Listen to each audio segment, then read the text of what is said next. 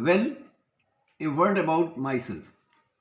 I am Professor S.K. Gaur, retired from University of Lucknow and served a couple of universities more thereafter, including Ram Manohar Lohia, National Law University, Lucknow.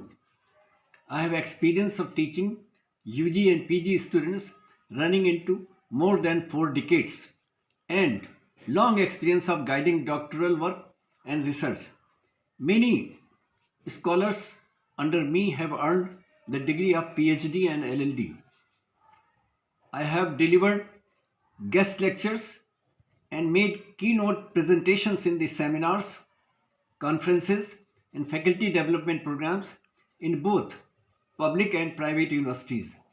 Besides reviewing many books authored by senior faculty members, I have a number of published articles on diverse topics and research papers in various legal journals to my credit.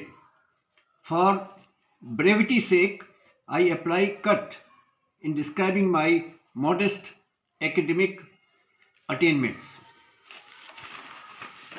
It is a pretty good and comforting moment for me for having been asked to place a model in my humble way before the teachers of administrative law. The style of teaching followed in this model approach is different from routine cut and dried form and is fine tuned with the case law oriented method. It is the decided cases our administrative law draws its strength from. Cases piled up on the subject are too numerous to count. The topics of administrative law, which is the judge made law, can be explained with all the more clarity with reference to the judicial verdicts. This approach is based on my long teaching experience of this excitement filled discipline. The teachers may follow such a course by explaining briefly the fact situations which gave rise to the relevant judicial verdicts on the topics in issue and establish number of dots. Thereafter, it should be left upon the students to draw a line by connecting those dots. While doing so, their creativity will come into play and their receptivity skill will be sharpened. Besides this jurisprudential analysis of the rulings of the Supreme Court, which overruled the rulings of the High Court, may be done threadbare to take the understanding of the students to the next level and make them more clear headed on the point in issue. Administrative law has been siphoned off from constitutional law. Hence, they are pretty much the same on many points, and these two branches of law are not mutually exclusive, yet there is a distinct distinction between them. For example, election of the President of India is a question of constitutional law, while how he exercises his powers is a matter of administrative law. It has become a separate discipline now and stands erect on its own legs. There has been sea change in its scenario after this development. Professor S.W.R. Waite, a great British scholar, rightly explains it as a law controlling the administration in easy to understand style. It may defy definition with the scientific precision, but can be easily described with the backup of its essential elements, namely powers, procedure, and remedies to be discussed later. Administrative law has become not only grown up but is further growing as never before, both in quality and quantity. It refuses to be stale. Nobody knows its depth, so is its spread. Writers are not able to touch even the shore of the vast sea of literature surrounding this branch of law. India is not home of administrative law. In the present form, it owes its origin to the common law countries. At the initial stage, there was wrong perception that it is an exact copy of English administrative law. Seemingly it was so, but not really. New ideas and doctrines have been shaped by our active judiciary and incorporated in this area. For example, grant of compensation in the writ of habeas corpus, doctrines of post-decisional hearing, and continuing mandamus, to name a few. It may have grown up on the lines of one grown up in England, but our administrative law diverges from and has gone ahead of English administrative law on several points. If we unscrew the origin of this lively branch of law, its sad ancestry is discovered. Going down the memory lane further down to the middle of 20th century, we come to know that first few bricks were laid down to prepare the foundation of the administrative law during this period in England. However, its traces are found in ancient India as well. During its growing up years, it struggled hard to find a foothold in the legal system. In 1985, A.B. Dicey, an authority on British constitutional law in England, mistakenly refused to differentiate it from constitutional law. According to him, there was nothing like administrative law in England, in spite of its being there. This raised many eyebrows on his observation. Thus, administrative law was in trouble during this tough period and did not get its due. The observations of Dicey ultimately fell through. After suffering a lot, it navigated through difficult time and got recognition as a separate entity. Things have gone far beyond since then. Now it has established itself in its own right as a subject of study and research. That is why said to be wonder development of 20th century. Modern state is not the police state, but a service state and takes care of the people from cradle to grave. Telescoping in the state all kinds of powers runs the risk of being abused and misused. At every turn of our everyday routine and life which we live, we come in touch with our government, its agencies and instrumentalities. Administrative law is a body of rules governing relationship between the government and the governed.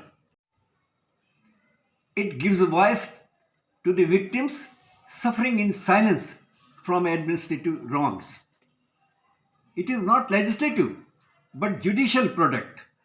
This branch of law in India is not codified as it could not get its due legislative care. In line with America, our parliament should enact a code of administrative procedure to polish its rough edges of its inconsistencies, particularly in the area of laying down procedural norms. On this count, in spite of its being good gift, it is wrapped with criticism. Before the teachers undertake the journey of teaching this discipline, they must become familiar with the following main building blocks of administrative law. Number one, powers of administration, namely pure administrative powers, quasi-judicial powers, and quasi-legislative powers. Number two, procedure to be followed, subject to which aforesaid powers are exercised, namely principles of natural justice in all its forms. Remedies or judicial review, they are invoked by a person who does not get justice in spite of the compliance of the above procedure, namely writs and other statutory remedies which form the modes of judicial review. Formerly, this discipline was broken into two parts only, namely number A, powers, and number B, procedure. Lately has come the realization,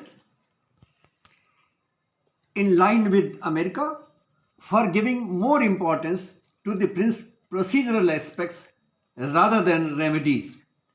Administrative functions is an umbrella term which includes quasi-legislative, quasi-judicial, and purely administrative functions. In a welfare state, quasi-legislative and quasi-judicial functions are two weapons administration is armed with. The difference between the legislative and quasi-legislative activity may be made crystal clear in the following ways. Number one, law made by the legislature is known as legislative activity, while law made by a body other than the legislature, that is the executive, is known as quasi-legislative activity. It is also known as administrative legislation, delegated legislation, or subordinate legislation, or rule-making powers of the administration. Number two, the legislature draws its power to make law from the Constitution. There is no power with the administration to make law. It draws its power to do so from delegation, not by grabbing by the legislature. Legislative activity, number three, legislative activity is an old activity, but quasi-legislative activity is a new one. Old legislative activity takes place inside legislature, while new legislative activity takes place outside. Number four, the old legislative activity is original, primary, and superior, while the new one is secondary, subordinate, or delegated activity.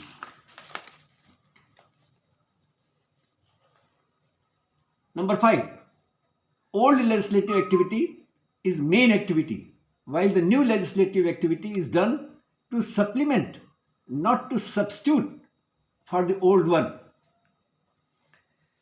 Lawmaking activity alone done by the legislature is known as legislation. I repeat, law activity done by the legislature is known as legislation. That is the Parent Act or Enabling Act or Delegating Act. However, lawmaking done by the administration may take two forms. Number A, lawmaking done by the department of the government is known as rule, order, etc. B, lawmaking done by the autonomous bodies like municipality is generally known as by bylaws, regulation, etc. Similarly, judicial powers may be broadly differentiated from the quasi-judicial powers by taking a close view of the following points. Number one, judicial activity is an old type of activity, while quasi-judicial activity is called new type of activity, which is also known as administrative adjudicatory activity. Number 2, judicial powers are exercised by existing traditional judicial system, while quasi-judicial activity or powers are exercised by a new administrative adjudicatory system, which is not a substitute for but supplementary to the traditional judicial system. Number 3, judicial activity takes place inside the traditional judicial system, but quasi-judicial activity takes place outside this system. Number 4, judicial powers are exercised by judicial bodies, but quasi-judicial powers are exercised by the quasi-judicial bodies, namely, number A, administrative bodies exercising adjudicatory powers, or B, autonomous bodies are administrative tribunals. Administrative bodies are part of the administration and they exercise powers of adjudication in addition to the power of administration, while autonomous bodies are tribunals which mainly exercise only powers of adjudication and are independent of the administration, while administrative bodies are attached to, are part and parcel of the administration. Tribunals, being detached to or independent of the administration, are more acceptable bodies for adjudication as they exercise adjudicatory powers more objectively, fairly, with a neutral attitude. However, there are certain gray areas on these points. But it is disheartening to note that bulk of the adjudicatory work is done in India by administrative authorities rather than tribunals. After taking out aforesaid quasi-legislative and quasi-judicial functions from the administrative function, what is left as residue is known as purely administrative function, which can be broken in two categories, namely, number A, ministerial function, and number B, discretionary function. They can be differentiated from each other with reference to the following points. Number 1, ministerial function involves the performance of definite duty, but discretionary function involves the performance of a general duty. Number 2, ministerial functions involve the duty in respect of which there is no discretion or freedom of action, while discretionary function involves a duty in which there is discretion or freedom of action to do or not to do. Number 3, ministerial duty involves only one course of action. There is no choice of action. But discretionary function involves a choice between alternative courses of action, which is to be exercised fairly, justly, and reasonably. Big slice of administrative functions is discretionary as compared to ministerial function, which is very small. Finished. The rules of natural justice are rules of procedure for administration to follow while exercising its whole range of powers fairly. In the days gone by, natural justice had only two components, namely, number 1, rule of hearing, and number 2, rule against bias.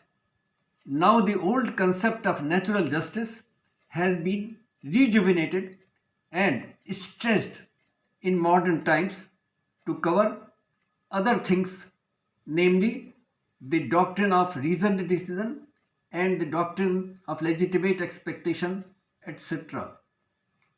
The rules of natural justice cannot be defined with mathematical exactitude, but they are accepted and deeply embedded in our legal system, not only to secure justice but also to prevent miscarriage of justice.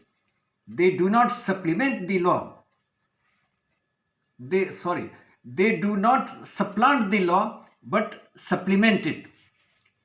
Rules of natural justice is known as the law of God, divine law, law of reason, universal law, or unwritten law, which go to show that it is important concept of administrative law for controlling all actions of administration.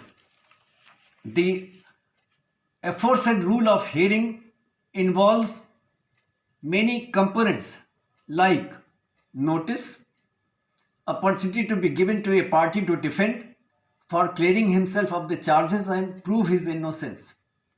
The components are elastic and vary with the attendant circumstances and according to the requirements of fairness. Hearing may take two forms. Number one, pre-decisional hearing. Number two, post-decisional hearing. Normally, hearing is given to the affected party before taking a decision by an authority. It is called pre-decisional hearing. However, when it is not practical to give pre-decisional hearing due to compulsory necessity, it should be followed by post-decisional hearing as a part of natural justice. It is also known as remedial hearing. If post-decisional hearing is not given, it will vitiate the exercise of the administrative power in such cases. A complex question arises when the order of an authority is against the principles of natural justice. The consequence of such order is that it is void, but it will remain operative unless it is declared to be void by a competent court.